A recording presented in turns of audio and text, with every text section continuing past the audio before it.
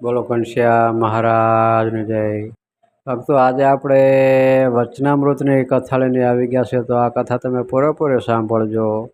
અને જે ભક્તોને ઘરે ભગવાનની મૂર્તિ હોય અને એમને જો ઓનલાઈન ભગવાનના વાઘા મગાવવા હોય તો અમારી પાસેથી મગાવી શકો છો.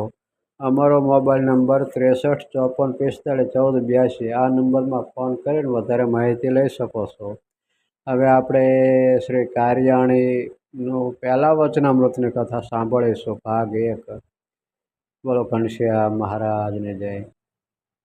સંવંત 1877ના ભાદરવા સુધી 12ને દિવસે ગામ શ્રી કારિયાણી મધ્યે વસતા ખાચરના દરબારમાં ઉત્તરાર્ધે 12 ઓરડાની ઓસરીએ સુરતના હરિભક્ત જાદવજી છપ્પર પલંગ લાગ્યા હતા. તે ઢાળ્યો હતો ને તે પલંગ ઉપર રેશમનું ગાદલું ધોળા ઓછાળે સહિત બિછાવ્યું હતું, અને તેની ઉપર ધોળો તકિયો તથા લાલ મસરૂના ઢીંચણિયા મૂક્યા હતા. અને તે પલંગની ઉપર ચારેકોર સોનેરી કસબના સેજબંધ લટકતા હતા.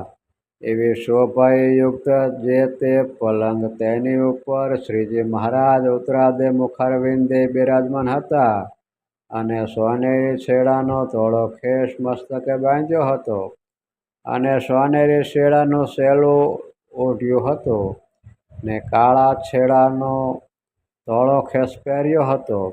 અને પોતાના મુખારવિંદની આગળ મુનિ તથા દેશ દેશના હરિભક્તોની સભા ભરાઈને બેઠી હતી. અને શ્રીજી મહારાજના મુખારવિંદ રૂપચંદ્રમાં સમા ચકોરની પેઠે સર્વે ભક્તજન જોઈ રહ્યા હતા. પછી શ્રીજી મહારાજ પરમહંસ પ્રત્યે બોલ્યા, જે માહો માહી પ્રશ્ન ઉત્તર કરો. ત્યારે ભૂધરાનંદ સ્વામીએ પ્રશ્ન પૂછ્યો, જે ભગવાનનો નિશ્ચય થાય છે તે અંતઃકરણમાં થાય છે કે જીવમાં થાય છે? ત્યારે તેનો ઉત્તર શિવાનંદ સ્વામીએ કરવા માંડ્યો, પણ ઉત્તર થયો નહીં. પછી શ્રીજી મહારાજ બોલ્યા, જે આ જીવ છે તે બુદ્ધિ કરીને જાણે છે, અને તે બુદ્ધિ છે તે સર્વનું કારણ છે ને સર્વથી મોટી છે. માટે તે બુદ્ધિ મનને વિશે રહી છે, ચિત્તને વિશે રહી છે, અહંકારને વિશે રહી છે, શ્રોત્રને વિશે રહી છે, ચક્ષુને વિશે રહી છે, ઘ્રાણને વિશે રહી છે, ચિન્હાને વિશે રહી છે, વાણીને વિશે રહી છે, ત્વચાને વિશે રહી છે, હાથને વિશે રહી છે, પગને વિશે રહી છે, શિશ્નને વિશે રહી છે, ગુદાને વિશે રહી છે. એવી રીતે બુદ્ધિ છે તે નખશિખા પર્યંત આ શરીરને વિશે વ્યાપીને રહી છે, અને તે બુદ્ધિને વિશે જીવ રહ્યો છે, પણ તે જીવ જણાતો નથી, અને એકલી બુદ્ધિ જણાય છે. ત્યાં દ્રષ્ટાંત છે, જેમ અગ્નિની જ્વાળા ઘટે છે વધે છે, તે વાયુએ કરીને વધે ને ઘટે છે, અને તે અગ્નિની જ્વાળા વધતી ઘટતી જણાય છે, પણ વાયુ જણાતો નથી.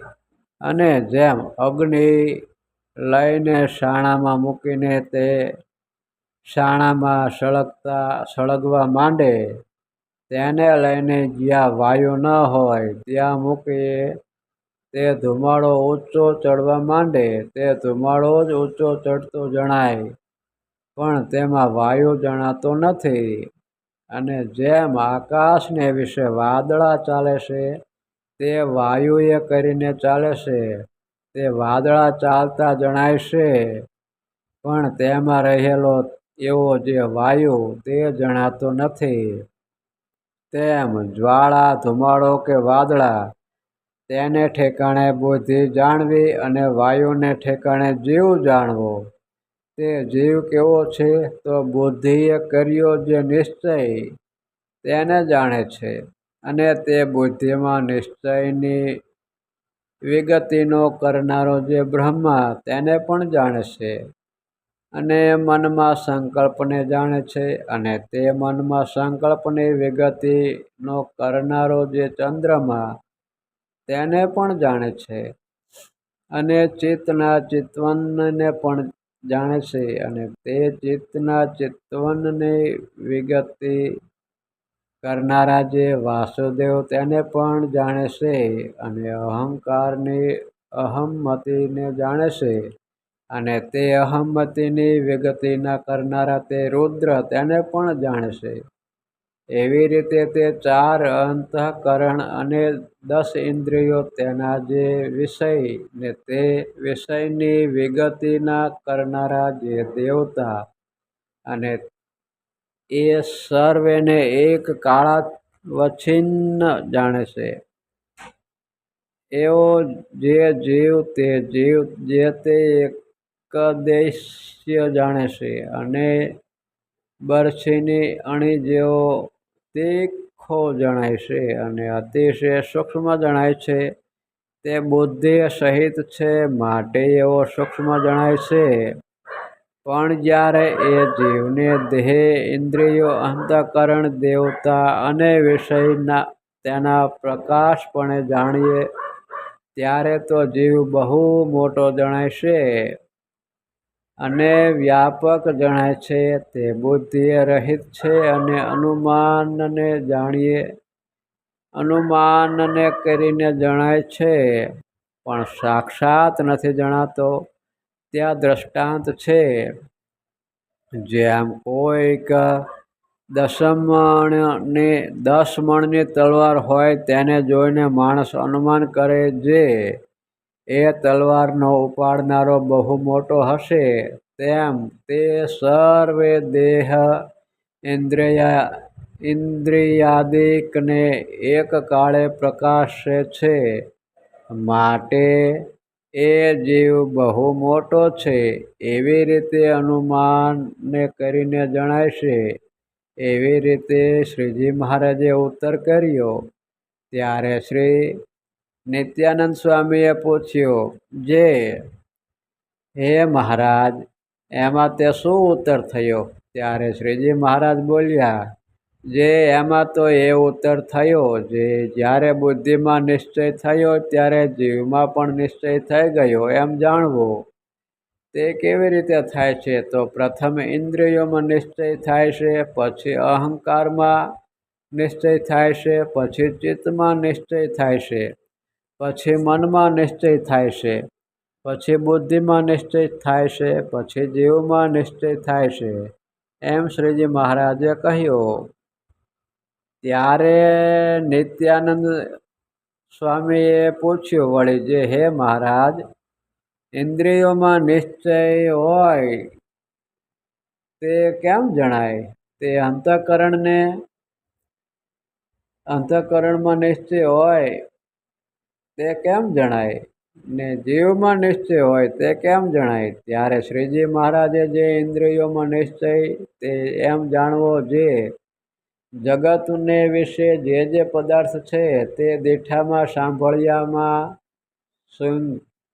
સૂંઘ્યામાં, અડ્યામાં આવે છે, તેમ કેટલાક શુભ છે, અને કેટલાક અશુભ છે, અને કેટલાક સુખરૂપ છે, અને કેટલાક દુઃખરૂપ છે, અને કેટલાક પ્રિય છે, અને કેટલાક અપ્રિય છે, અને કેટલાક યોગ્ય છે, અને કેટલાક અયોગ્ય છે. એ સર્વે ભગવાનમાં જણાય. તેણે કરીને કોઈ સંશય ન થાય તો તેને ઇન્દ્રિયોમાં નિશ્ચય જાણવો. અને સત્વ, રજ અને તમ એ 3 ગુણના જે કાર્ય છે તેમાં આળસ, નિંદ્રાદિક તમોગુણનું કાર્ય છે, અને કામ, ક્રોધાદિક રજોગુણનું કાર્ય છે, અને સમદમાદિક સત્વગુણનું કાર્ય છે. એ સર્વ ભગવાનમાં દેખાય, પણ તેમાં કોઈ સંશય ન થાય તો તેને અંતઃકરણમાં ભગવાનનો નિશ્ચય જાણવો. બોલો ઘનશ્યામ મહારાજની જય. આપણે આ કથા એ પૂર્ણ કરવી છે. આગળની કથા આપણે આવતા વિડીયોમાં કરશું. ત્યાં લગીને મને રજા આપો. જય સ્વામિનારાયણ.